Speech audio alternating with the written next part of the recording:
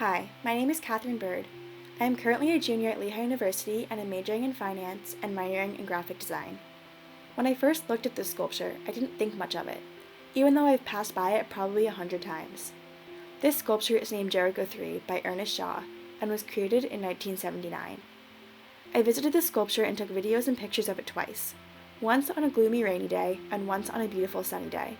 The biggest difference I saw was how on a very sunny day, the shadows that the sculpture casted on itself seemed to take over how I was viewing the sculpture. The 2 days I visited Jericho III made such a difference in how I saw the sculpture. On the gloomy day, it felt like a part of nature almost. The leaves sticking all over it brought out the dark steel.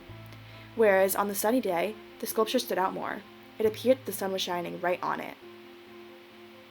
Shaw began his career at first as a psychiatrist. After a decade of being a psychiatrist, he decided he wanted to change. He is self-taught and worked with steel to create his first sculptures. This piece appears very rigid at first. Sharp angles create the structure of the piece.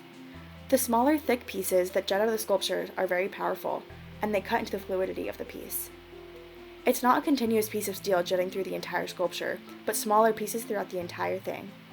I am most intrigued by the cutout line down the middle of one of the rectangular pieces of steel. The whole piece is made up of straight lines, and then the line down the middle appears rigid, uneven, and even looks like it could have been a mistake. Knowing the sculptor is skilled, I know it was purposeful to have the line be like that. I am curious as to why he decided to add this line in such a crisp and clean piece. The curved line brings movement to a piece of steel that might at first come off as a harsh sculpture.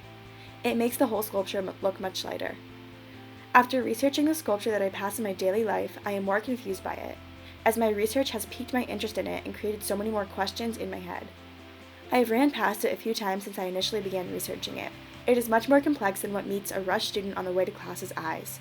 Its mix of calm fluidity with rigid lines confuses an observer and allows them to create their own understanding of what Jericho III is trying to say.